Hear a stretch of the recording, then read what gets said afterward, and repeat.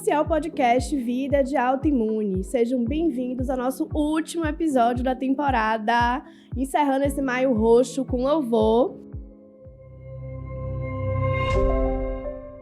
E para fechar a temporada número 1 do nosso podcast, ninguém mais, ninguém menos do que ele, que é mestre pela Faculdade de Medicina da USP, membro titular do GEDIB do ECO, fellow em hepatologia na França, especialista em gastroenterologia pelo Hospital de Clínicas da USP. Eu estou falando de Flávio Feitosa. Seja muito bem-vindo ao nosso podcast. Queria dizer que é um prazer inenarrável receber você aqui. O prazer é todo meu, Vanessa. É um convite que eu me sinto realmente muito orgulhoso. Desde que você me fez a proposta, desde o início, eu fiquei com muita vontade de vir, porque eu acho que bater um papo com você vai ser diferente, vai agregar não só para mim, para você, mas principalmente para os pacientes e para os ouvintes de uma maneira geral, sobre o que é e em que momentos estamos, né, da doença inflamatória intestinal no Brasil e no mundo. Eu vi você falar, Doc, já passou logo um filme na minha cabeça.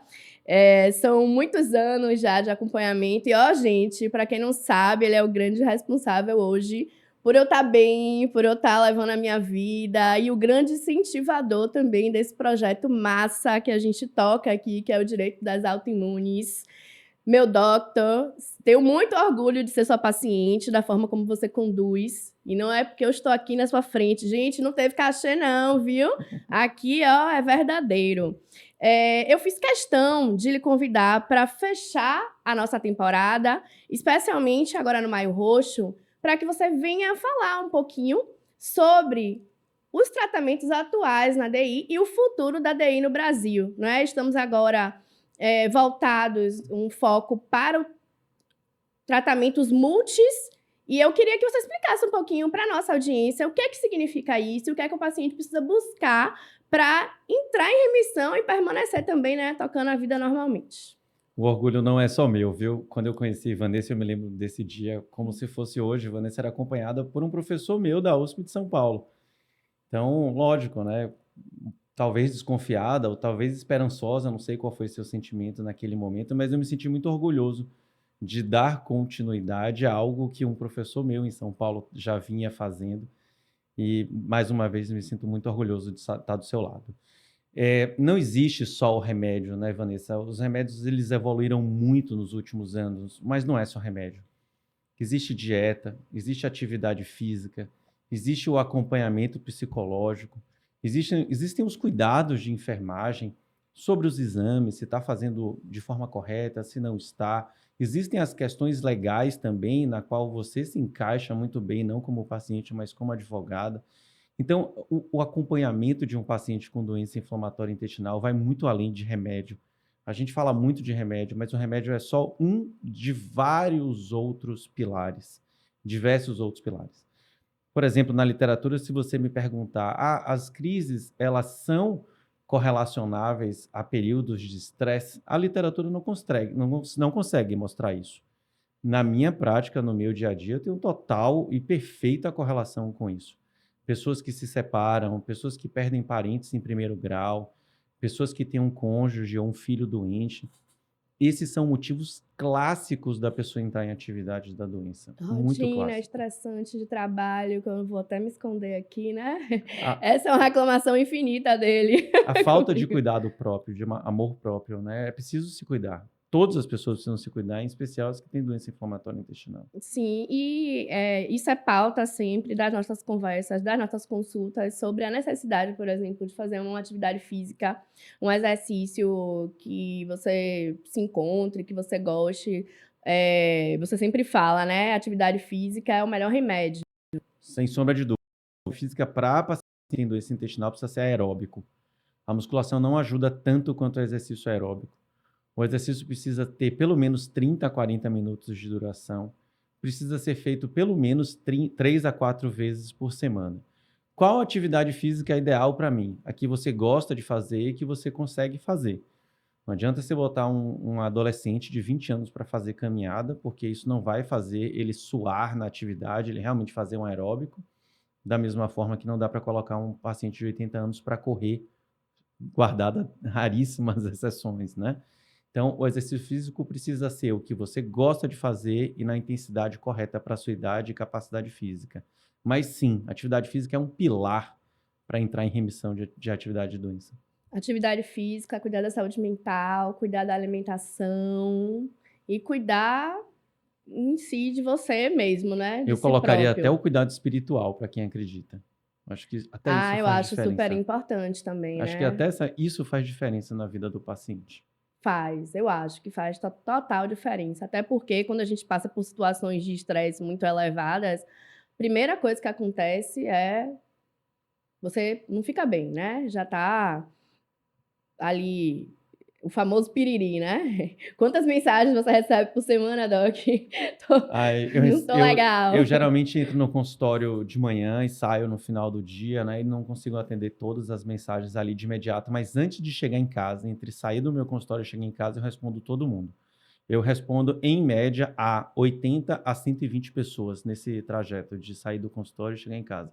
Não são 80 a 120 mensagens, são 80 a 120 pessoas diferentes. Muita gente, Final de né? semana, feriado, eu não paro de responder mensagem. Minha esposa que deve estar assistindo aí, tadinha, ela sabe disso, eu respondo mensagem o tempo todo. Dividir um pouquinho com os pacientes, né? Mas a impressão que eu tenho é que hoje já aumentou o número. O número hoje é muito mais avançado de pacientes diagnosticados com DI, né? Melhorou muito, né? Não só melhorou a propedêutica armada, a gente tem exames melhores, cápsula endoscópica, calprotectina fecal. Quando eu cheguei aqui na Bahia, não fazia nem calprotectina fecal, nem cápsula endoscópica. E nem a Entero, lembra E que nem eu fiz enterorressonância. fora, né? Então, a gente começou a fazer exames que são melhores para dar diagnóstico, mas essa questão de awareness também, ela é muito importante, né? Ou seja, Bia estava comentando aqui ao lado, previamente à nossa conversa, que ela passou a conhecer sobre doença inflamatória intestinal ao conhecer pessoas que tinham doença inflamatória intestinal. Então, essa conversa, essa divulgação, ela é extremamente importante para que pessoas se alertem à possibilidade de ter doenças intestinais. Não existe só doença inflamatória intestinal. Existem um monte de doenças intestinais, que não só as doenças inflamatórias intestinais, e que fazem o indivíduo sofrer e que precisa ser cuidado. Esses indivíduos precisam ser atendidos. Que massa que a gente evoluiu na doença inflamatória intestinal, mas existem diversas outras doenças intestinais no mundo. Quais são os sinais de alerta que, para quem está assistindo a gente, que começar a sentir alguma alteração, onde deve focar, acender a luz, precisa procurar um médico especialista, um gastro? Dor abdominal crônica, mais de um mês, 2 meses com dor abdominal. Diarreia crônica, mais de um mês, 2 meses com diarreia. Em especial se tiver sangue ou catarro nas fezes. Anemia, que a gente não consegue explicar muito bem por outras causas de anemia. Perda de peso, dores articulares, perda de cabelo. Então, esses são os sintomas mais clássicos das doenças inflamatórias intestinais. Porém, Vanessa, muitos pacientes, infelizmente, são assintomáticos. Por que, infelizmente? Porque eles têm a doença, e não sabem que tem. E, eventualmente, quando descobrem, já é numa fase avançada da doença em que uma cirurgia é necessária ou coisas do tipo. Quando eu fui diagnosticada, pelo que eu estudei, o comum é que apareça ali na faixa de 25 anos, né, 30 anos, e nós tivemos aqui uma convidada que estava nos relatando que ela manifestou com 31 anos, e já foi avassaladora. Vanessa, eu já vi neném de um mês Ai, a que bom. idosos de 95 anos abrindo a doença. Eu já vi de tudo nessa vida. Mas sim, os picos de incidência são dos 15 aos 25 anos e dos 65 aos 75 anos, mais ou menos, um segundo pico menor. O pico de maior incidência é no meio ao final da adolescência. E é verdade que quanto mais cedo manifesta, mais agressiva é a Sim, doença? habitualmente sim, é verdade. Quanto mais idoso, geralmente menos agressivo, mas isso não é uma regra. Eu já vi idoso abrindo caso com fístula, precisar de cirurgia e por aí vai. Eu já vi de tudo nessa vida. Ai, e um neném, deve Neném, partir já o vi, já coração, né? acompanhei neném, enfim. Eu não acompanho criança, né? Salvo raríssimas e honrosas exceções, quando é alguém muito próximo a mim para eu acompanhar, mas eu me dou o direito de encaminhar para um gastropediatra. É importante Mas, até falar, lógico, gente. extremamente Precisa importante. ir para o especialista Extremamente importante ter um gastropediatra, inclusive na equipe, né? Eu tenho uma pessoa para quem encaminhar na sua equipe. dentro da minha equipe. Mas eu já vi casos terríveis em neném. E o que que a gente tem hoje no Brasil de tratamento de DI? especificamente? O que é que nós temos de mais moderno? Eu peguei uma época, Vanessa, desde o começo, em que a gente tratava com corticoide e azatioprina, que hoje a gente sabe que são remédios que, além de não serem efetivos, eles ainda são danosos, né? Mesalazina. Na grande maioria dos pacientes, mesalazina que ainda serve para retocolite ulcerativa, mas que não serve para doença de Crohn. Isso foi um mito que durante muitos anos a gente conseguiu derrubar, né? Mesalazina para a doença de Crohn. Hoje a gente vê muito menos do que a gente via há pouco tempo atrás, 5 anos atrás. E aí começou infliximab, adalimumab, vedolizumab, ustekinumab, e hoje você tem uma série de outras moléculas, upadacitinib, tofacitinib, moléculas orais, drogas de altíssima geração, como risankizumab, o guselkumab. Então, assim, você tem hoje um arsenal terapêutico absurdo para as doenças inflamatórias intestinais. É até uma covardia você comparar o tratamento hoje da doença inflamatória intestinal, por exemplo, com o da doença celíaca, que a gente tem um estudo no hospital que eu trabalho em evolução, mas de fase 2B. Ou seja, você tem 10 drogas lançadas extremamente modernas para as doenças inflamatórias intestinais, enquanto que para a doença celíaca você ainda não tem nenhuma. Explica um pouquinho pra gente como é que funciona a atuação, o mecanismo de um medicamento imunobiológico, porque nós falamos muito de medicamento imunobiológico, inclusive a comunidade de pacientes, falamos lá no Instagram do Direito das Autoimunes, mas o nosso público ele é formado não só por pacientes, como também familiares, amigos. Como é que funciona? Eu recebo sempre essa pergunta, eu tento explicar, mas não sou médica, só sou advogada, então vamos ouvir agora de um especialista como é o mecanismo de atuação de um medicamento imunobiológico. Aí, Bia. Vamos supor que você esteja num prédio, e esse prédio é a doença, tá? Você tem ali a doença de Crohn, a retocolite ulcerativa, você tem toda a iluminação do prédio. Sim. E o prédio é o sistema imunológico, tá? A prednisona, você vai lá embaixo e desliga o disjuntor do prédio, junto com a azatioprina, com metotrexato, com ciclosporina, com micofenolato. Você vai diminuir a função do sistema imunológico como um todo, tá? Incluindo a prednisona. A mesalazina já é um anti-inflamatório tópico, é como se fosse uma pomada para o intestino, tanto que a gente usa muito mesalazina como supositório. Quando a gente começa a entrar nos biológicos, ao invés de você desligar todo esse disjuntor desse prédio, você vai lá naquela sala e desliga o disjuntor daquela sala ou daquele andar. Os anti-TNFs é como se eu desligasse só o 17º andar, mas ainda assim eu desligo muitas salas. E isso se explica o porquê do anti-TNF, infliximab, adalimumab, certolizumab, pegol, serem utilizados para diversas outras doenças imunológicas. E não só a doença de Crohn e a retocolite ulcerativa, como, por exemplo, é o vedolizumab, que é uma molécula mais moderna do que os anti-TNFs. Então, o vedolizumab, por exemplo, eu inibo a migração de uma célula inflamatória para dentro do intestino. Eu não faço isso no fígado, eu não faço isso no cérebro, eu mantenho o sistema imunológico funcionando normalmente, mas naquele local ali no intestino, a célula não consegue penetrar para perpetuar o processo inflamatório.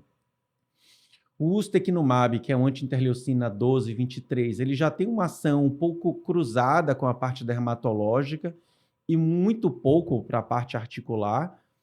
Modernamente, o tofacitinib e o upadacitinib, que são moléculas orais, a gente toma o, entre aspas, biológico oral, elas também têm um pouco de imunossupressão sistêmica, mas cada vez mais precisos, são drogas muito seguras, extremamente seguras. Quando a gente fala que um anti-TNF ele é menos seguro do que o vedolizumab, ou do que o ustekinumab, ou do que o risankizumab, é verdade. Mas ainda assim é muito mais seguro usar infliximab do que prednisona, do que azatioprina. É muito mais seguro desligar o disjuntor do andar do que do prédio todo, do ponto de vista do sistema imunológico. E o que isso significa na prática?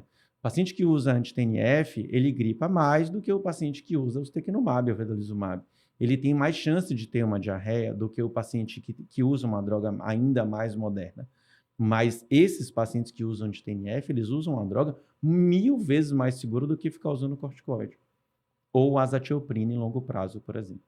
O corticoide é uma situação assim, emergencial, por isso que ele atua de forma tão rápida, né? Porque desliga tudo simultaneamente. Exato. Bom, eu trabalho pouco no SUS e muito na prática privada. Eu uso muito pouco o corticoide e uso muito pontualmente, assim, durante períodos muito curtos de tempo. Quando eu prescrevo, eu já prescrevo para 2, 4, 6 semanas no máximo, o paciente já começar o desmame. Mas é exatamente isso. Ele desliga o disjuntor todo.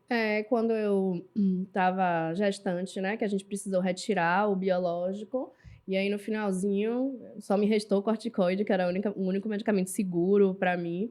Mas essa questão do funcionamento dos biológicos é uma curiosidade de muita gente que acompanha, né, que tem familiares que utilizam esse tipo de medicamento, especialmente porque a gente sempre comunica, né? Olha, se tiver com alguma doença infecto-contagiosa, avisa. Que a gente precisa cuidar um pouco, né? O que é que está frequentando, principalmente nesses surtos agora, né? Primeiro foi Covid, agora estamos em surto de influenza. E eu queria que você explicasse um pouquinho para o nosso público por que é que nós, pacientes de DI em tratamento com biológico, precisamos cuidar um pouco mais do tipo de ambiente que se frequenta para não ficar exposto a tantas infecções virais. Esqueça o tratamento. O paciente que tem doença inflamatória intestinal, por si só, ele já tem mais risco de pegar um rotavírus, do rotavírus ser pior do que um paciente que não tem doença inflamatória intestinal. Ele tem mais risco de pegar Covid e influenza do que o paciente que não tem doença inflamatória intestinal. Ou seja, com menos vírus, com menos carga infecciosa, a chance de você ter a doença, transformar aquela infecção, né? Ter entrado em contato com o vírus numa infecção propriamente dita, numa doença propriamente dita, é maior. Se você usa uma droga que diminui o potencial do seu sistema imunológico, a tendência disso ser pior.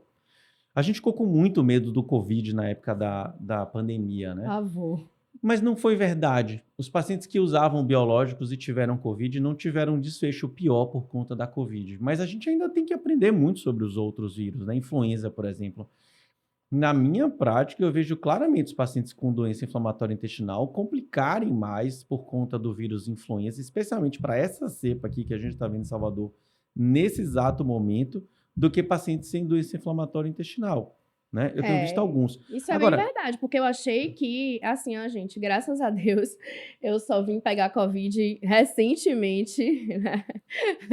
Highlander, e eu achei que foi menos pior o Covid do que a influenza com que eu tive certeza. recentemente. Com certeza. Agora, daqui que a gente vai produzir papers, né, artigos científicos sobre essa cepa que está circulando em Salvador hoje, a infecção, a epidemia, ou a pequena pandemia, a micropandemia que a gente está vivendo aqui em Salvador já foi debelada, né? Então, os trabalhos demoram para aprender, a gente demora para tirar conclusões.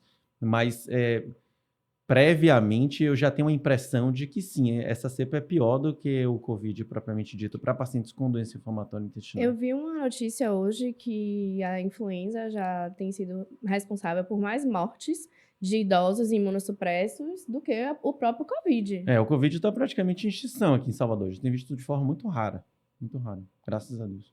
Quando a gente pensa que tá livre de uma coisa, né? Vem outra. Vanessa, os vírus existem desde que o mundo é mundo e não vão parar, né? Só vão Infelizmente, piorar, né? infelizmente a gente teve uma pandemia realmente muito grave, mas a tendência é que a gente conviva com vírus, né? Com diversos vírus Sim, diferentes. graças a Deus, estou aqui resiliente à influenza, com a carinha ainda de gripe, mas sigamos. E, doutor Flávio, vamos falar sobre comboterapia. Nós ouvimos sempre falar comboterapia, comboterapia. Como é que funciona a comboterapia na prática? E quais são os casos que são destinados a tratar com comboterapia? Bom, a gente tem diversos casos publicados na literatura, junto com diversos outros colegas. Eu vou citar alguns, mas eu vou ser injusto porque eu não vou conseguir citar todos. Mas o pioneiro foi o Dr. Júlio Schäble. Natália também faz parte desse grupo, o Matheus, de São Paulo, o Rogério Parra, da USP de Ribeirão Preto, enfim, entre outros colegas, que nos ajudam a selecionar esses casos, mas infelizmente são casos muito difíceis, entendeu? Em que você já não conseguiu mais a remissão clínica com aquelas drogas que estão na sua mão e você acaba lançando mão de usar duas drogas diferentes, não pode ser o mesmo mecanismo de ação, para tentar fazer entrar em remissão aquele paciente que está em atividade de doença. A gente faz isso com pacientes muito graves, tá? Não é com qualquer paciente que ainda está no primeiro ou no segundo biológico, e tem que ser aquele paciente que já tentou todos os biológicos. De 2024 para cá, a gente teve vários lançamentos, né? Pelo menos 3 grandes lançamentos para as 2 doenças, que foram o upadacitinib, o risankizumab e o guselkumab. Essas 3 drogas chegando, a ideia de você usar 2 drogas diferentes para o mesmo paciente perde um pouco o afã. Dito isso, eu tenho alguns pacientes usando 2 biológicos ao mesmo tempo e que eu não tenho, e que eu não tenho coragem de trocar por uma dessas moléculas novas que chegaram. Porque o que me garante que eu consegui colocar aquele paciente em remissão? Eu não, né? Nós todos, né? Eu, o paciente e o sistema que eu os acompanho, conseguimos levar aquele paciente para uma remissão clínica. O que me garante que trocar de mecanismo de ação eu vou manter a remissão clínica daquele paciente? Você entende o dilema? Sim, eu Mas isso é off-label. perguntei sobre a comboterapia, porque uma pergunta que a gente sempre ouve é: doutora, conseguimos eliminar o tratamento, e se não funcionar? Isso é off-label, isso não está escrito em bula nenhuma, tem um monte de trabalho publicado no mundo afora, inclusive a gente publicou alguns trabalhos sobre isso, devemos publicar mais um agora no final de 2025, começo de 2026, mais um trabalho sobre comboterapia, mas é para um paciente exceção, isso não é para paciente regra. Até por conta do custo do Custo tratamento. altíssimo, risco altíssimo, e o paciente precisa ser muito bem acompanhado para isso acontecer.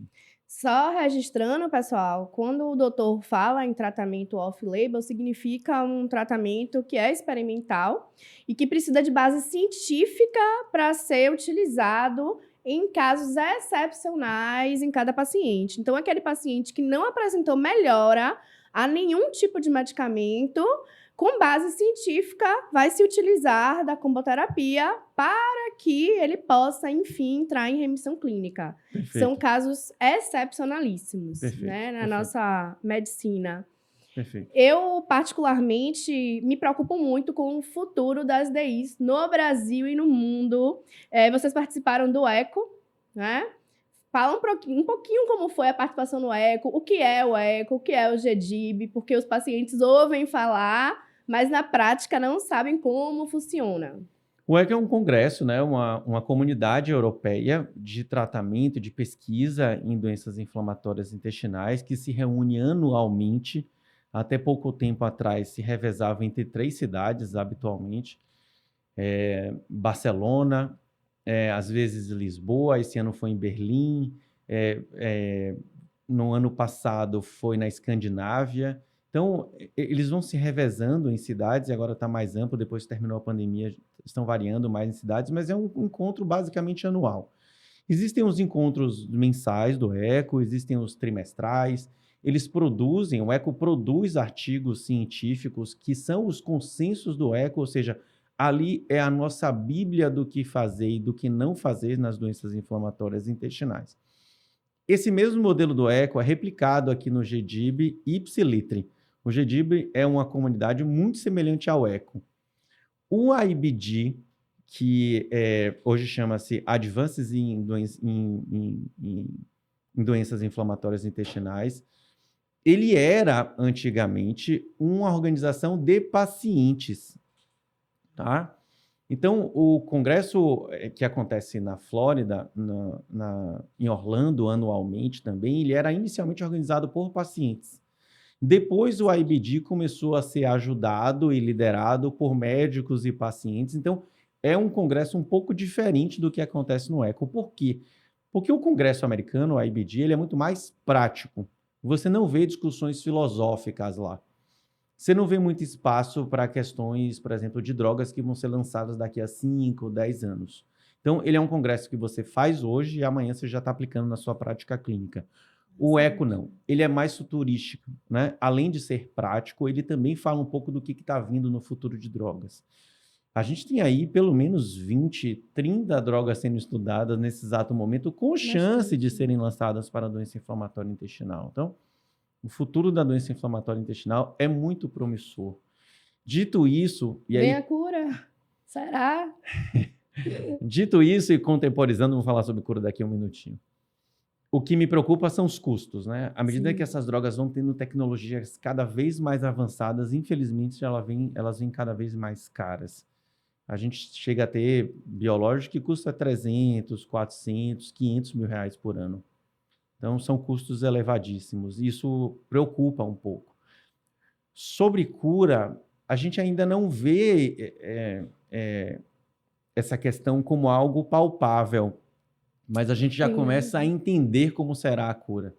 A gente já É, começa a pelo menos entender. já tem uma gotinha de esperança, né? A Já que gente vocês já já estão começa. começando a entender o mecanismo, como vai funcionar lá na frente, né? Para que os nossos netos ou bisnetos possam ter acesso à cura, né?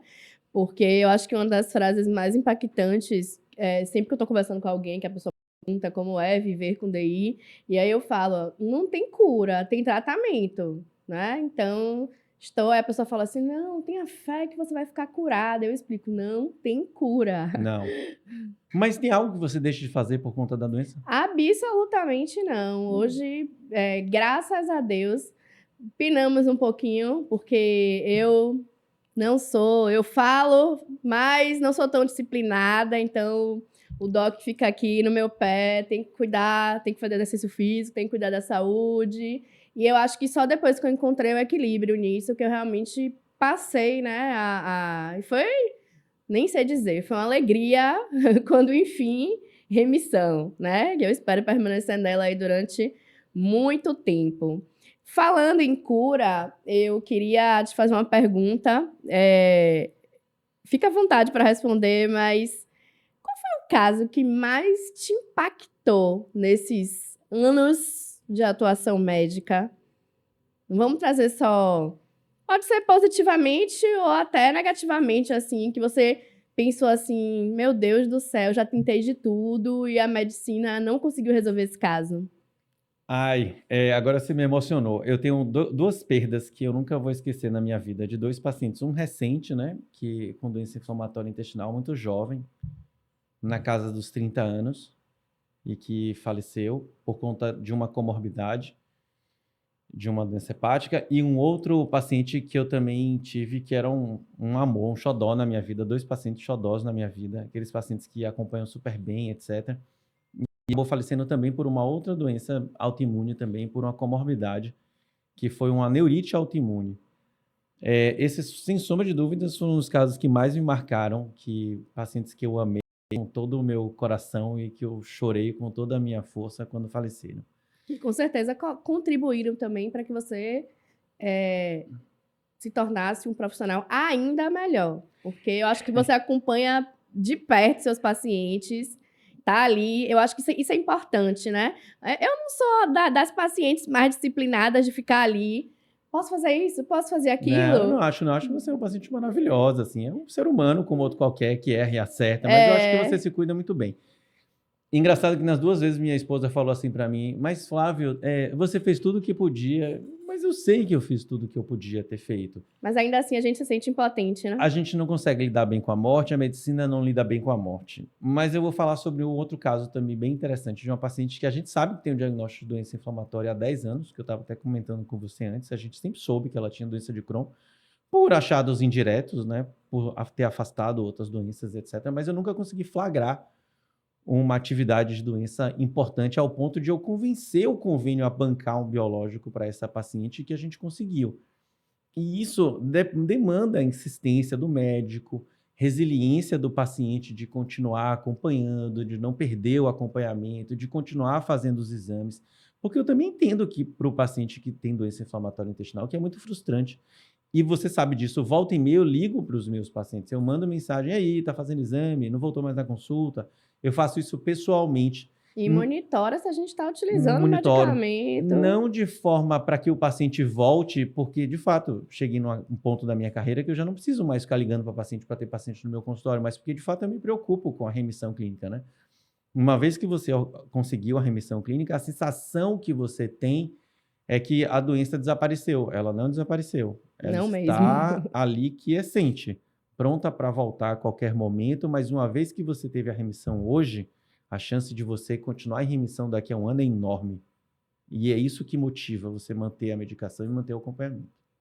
Quando a gente recebe aquela mensagem, jovem, cadê os seus exames, Pois é. jovem? Eu chamo esse Né? paciente de jovem. De jovem, e aí, né? A gente tem que realmente ficar atento a isso e estar sempre monitorando. Por que o paciente em uso de biológico tem que fazer exames de sangue regularmente? Ah, boa pergunta, porque a gente consegue perceber que ele vai entrar em atividade de doença clínica pelo laboratório antes de ter qualquer sintoma. É por isso que a gente faz calprotectina fecal, chova ou faça sol a cada 3 meses, PCR. Os biológicos podem fazer hepatite, então tem que fazer a ST-LT, fosfatase alcalina, gama-GT, os exames do fígado. Os biológicos podem dar infecção urinária, às vezes essas infecções urinárias são imperceptíveis, são subclínicas, o paciente não percebe que está com infecção urinária, então precisa fazer exame de urina. Os pacientes precisam monitorar a tireoide, tanto porque quem tem doença inflamatória intestinal tem mais tireoidite, como os próprios biológicos podem provocar uma tireoidite autoimune, então você tem que fazer TSH de vez em quando, e hemograma lógico, né, como triagem rastreio infeccioso. Essa necessidade de estar sempre fazendo acompanhamento é extremamente importante, porque tá tudo bem ali, mas de uma hora para outra o negócio pode, né, desandar e você só vai ficar sabendo da pior forma.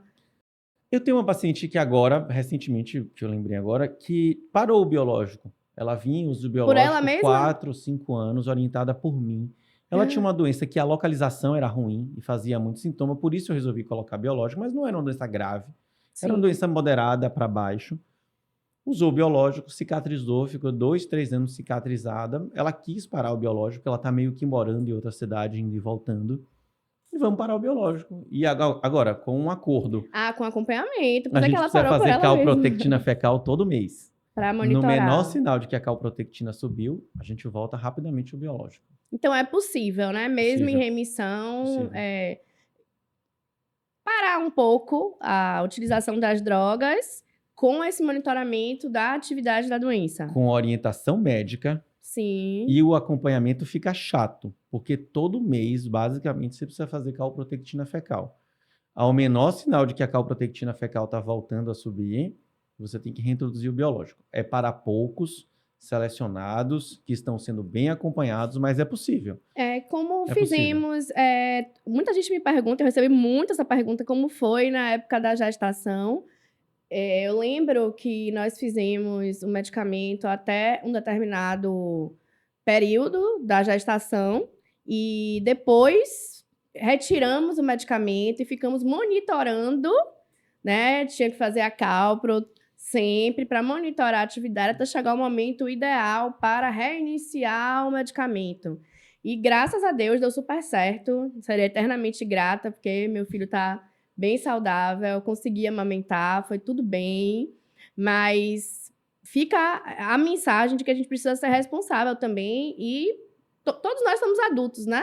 Você atende, sua maioria, pacientes adultos, então a gente precisa ser responsável pelos nossos próprios atos. Então, gente, não precisa nem dizer que nós estamos sempre cientes de que tem que fazer seus exames, tem que voltar no seu médico de forma periódica, tem que acompanhar, já que hoje, infelizmente, a gente ainda não tem a cura, mas tem o tratamento e você não vai jogar fora anos de medicamento por indisciplina de 1 ou 2 meses, né? Hoje em dia a gente sabe que todo biológico é seguro na gestação, à exceção de upadacitinib, tofacitinib, que a gente tem um pouco mais de receio. Mas todo biológico ele é relativamente seguro na gestação. O problema é o parto, quando você está próximo do parto, se for cesáreo, é uma cirurgia, é o parto normal Sim. também. Então, o ideal é que próximo do parto você interrompa, no último trimestre de gestação você interrompa o biológico. E aí depois, para você reintroduzir o biológico numa mãe que está amamentando, existe a questão da vacinação do neném. Como são medicações que diminuem o sistema imunológico da mãe e que passam pelo aleitamento materno para a criança, na grande maioria das vezes, você tem que ficar muito atento à vacinação do neném. Então, uma vez que você tirou o biológico no último trimestre de gestação, o ideal é você vacinar o neném sem o biológico da mãe e depois reintroduzir. Mas é muito melhor ter um filho usando o biológico do que em atividade da doença. O pior desfecho para um neném, seja para a mãe, para a via de parto, complicações ligadas ao parto e para o neném, é o parto em atividade da doença. A calprotectina no primeiro trimestre de gestação, ela é fundamental para o desfecho do neném no final do parto. E para a via de parto e para complicações do parto propriamente dita, para a mãe também. a do segundo trimestre um pouco menor do que a do primeiro trimestre. Então, o que faz mais dar tudo certo não é se está usando remédio ou não, é se a pessoa engravidou fora da atividade da doença ou não. Sim, então é perfeitamente possível engravidar com DI, levar uma Normalmente. gravidez saudável, sou a prova viva disso.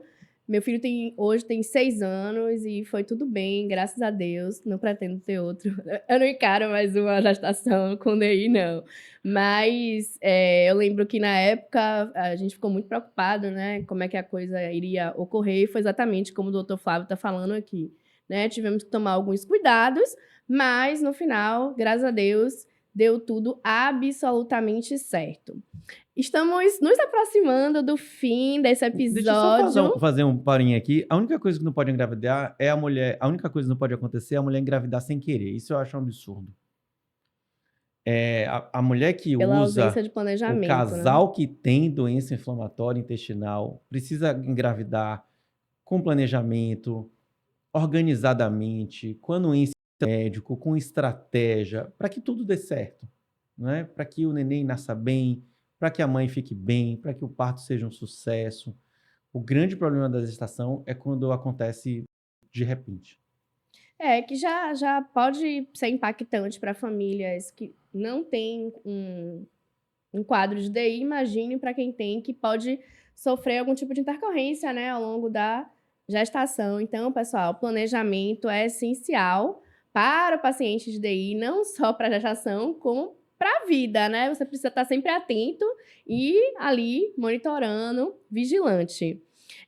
Nós estamos nos aproximando do final desse episódio e eu queria finalizar fazendo uma pergunta. Hoje nós temos um boom de diagnósticos, um boom de pacientes utilizando os biológicos e um boom de negativas das operadoras para fornecer os biológicos para esses pacientes. Eu sempre friso e bato na tecla de que o relatório médico ele é essencial para que você apresente argumentos científicos suficientes para o seu plano de saúde para que ele, enfim, forneça o tratamento que você tem direito, que você merece, para tentar a remissão. A pergunta é, hoje, e é uma conversa que a gente sempre tem, hoje é muito mais barato para o plano fornecer o biológico para esse paciente do que futuramente esse paciente precisar fazer várias cirurgias, ficar internado e vai custar muito mais. Fala um pouquinho para a gente da importância de você consultar um médico especialista que saiba o que esteja fazendo e que saiba transcrever isso num relatório detalhado para explicar para os auditores do plano que aquele medicamento é essencial para o sucesso, para a saúde daquele paciente. Tudo isso precisa estar escrito no relatório, né? Tudo isso que você falou. Você tem que prescrever o remédio, explicar o plano, por que você está usando aquele remédio, de preferência, por que você está usando aquele remédio e não o outro remédio. Se o remédio que você está prescrevendo é o mais caro, explicar o porquê que esse custo adicional vale a pena em relação ao outro remédio que é mais barato. Mostrar os exames que já foram feitos, ou seja, a sequência de raciocínio que você fez até chegar àquele diagnóstico, mostrar o histórico de remédios que o paciente já usou, a resposta que os pacientes tiveram, que aquele paciente teve a determinados biológicos ou não, se você otimizou ou não cada um dos biológicos, até você chegar à conclusão final de que o biológico X é o biológico ideal para aquele paciente A. Ainda assim, Vanessa, a gente tem tido negativas do convênio por negar, né? Nega porque é caro e porque não quer entregar. Mas uma vez que o relatório ele é bem construído, que a lógica de raciocínio ela é bem feita e que o paciente vai munido dos exames que já foram realizados e que isso está bem descrito no relatório, a chance de negativa ela é muito menor. Imagina que o médico, o auditor do convênio, ele não é um especialista em doença inflamatória intestinal e ele aprova biológico para questões ósseas, para osteoporose, ele aprova para dislipidemia, ele aprova para doença de Crohn, para psoríase, e ele tem um valor limitado de liberação de recursos. Por que ele vai privilegiar o paciente da osteoporose ou o paciente que tem artrite reumatoide? Né? Então, assim, aquilo precisa estar muito bem descrito e é preciso ser muito claro na tentativa de convencimento ao médico do plano da necessidade daquele indivíduo de usar aquela droga. Entretanto, porém, todavia, mas existem convênios que negam por negar, único e exclusivamente pensando em curto prazo. Se eu não entrego o biológico agora em maio, eu seguro esse dinheiro agora em maio, eu vou pagar só em junho. Eu invisto esse dinheiro aqui e em junho eu vou ter aquele prejuízo lá. O grande problema é que quando você começa a ter liberação de biológico por ação judicial, habitualmente os convênios passam a não ter tempo hábil para comprar o biológico e acabam comprando o remédio a preço cheio. E aí aumenta o O custo. custo de preço cheio, ou seja, o convênio ele pode negociar com a indústria farmacêutica. Eu vou comprar 10 tratamentos, eu vou comprar 120 tratamentos, eu vou negociar o valor. Quando eu compro por AJ para ação judicial para um único paciente, habitualmente esse poder de negociação se perde no caminho e o convênio acaba pagando a preço cheio. Então, esses detalhes, né, essas nuances, elas passam por um paciente bem orientado, por um médico assertivo, por uma secretária do médico, ou quem quer que seja acolhedor nas E um demandas, relatório médico muito bem feito. relatório muito bem Que feito, é remédio... direito do paciente, viu, gente? É direito do paciente ter um relatório médico bem feito e indicando e sustentando o tratamento que você merece e necessita ter. A medicação bem prescrita, não raro você vê receituários errados, né, com posologias erradas, com jeito de uso errado. Então, o convênio ele tem hoje em dia uma triagem muito clara, né, do que está sendo bem prescrito e do que não está. E mais do que isso, eu acredito que o convênio acaba tendo até uma relação sobre quem prescreve direito e quem não prescreve. Eu vejo que tem médicos que têm mais facilidade de conseguir biológicos mais difíceis do que outros médicos. E outros que recebem mais negativas, Eu né? acho que isso também acontece. Eu não tenho como provar isso, mas imagino, penso, né, que isso seja algo possível.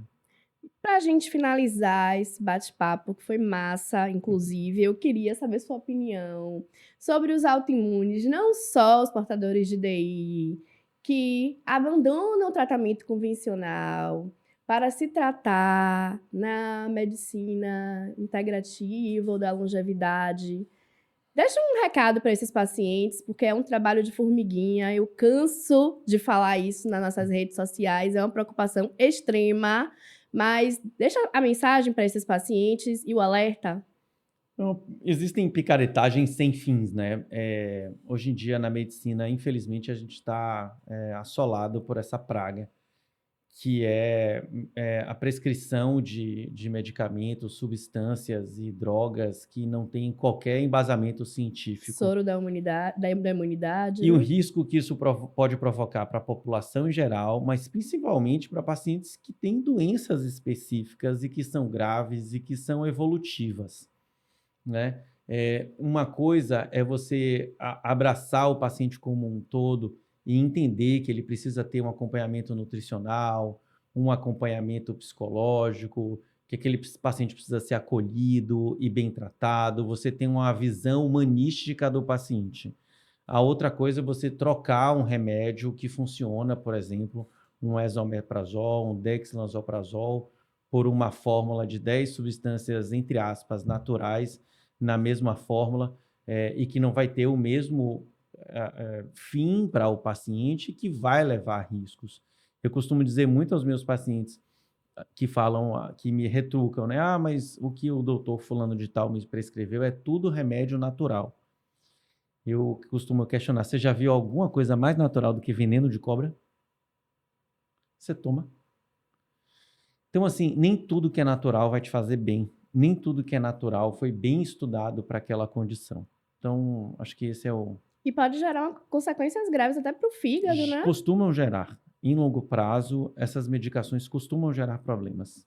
Não só para o fígado, como para o próprio intestino. Eu já vi paciente desencadear doença de Crohn aos 40 a 45 anos de idade por conta de tratamentos, vamos chamar de integrativos ou ortomoleculares. Pessoas que tinham a sementinha da doença autoimune, não carregaram, de repente, aos 30, 40 anos, por uma vaidade qualquer, resolveram usar a droga A, B, C, D Foi gatilho. e passaram a ter doença de Crohn. Eu já tive casos desse tipo e que usam biológico até hoje por conta disso. Foi o gatilho. Isso é muito sério. O paciente realmente tem que tomar muito cuidado. Não abandone o seu tratamento de forma alguma, sem consultar o seu médico especialista, gente. Eu continuo batendo nessa tecla.